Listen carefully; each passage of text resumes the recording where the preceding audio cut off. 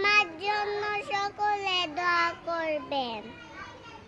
নেই নেই কেহ নেই এক আল্লাহ ছাড়া, লা ইলাহা ইল্লাল্লাহ, লা ইলাহা ইল্লাল্লাহ, হাসবি রব্বি জাল্লাল্লাহ, মাফি কলবি গায়রুল্লাহ, নূরে মুহাম্মদ সাল্লাল্লাহ, লা ইলাহা ইল্লাল্লাহ, तेरे सदके ने आका सारे जहां को दीनो मेरा, बेदीनों कलमा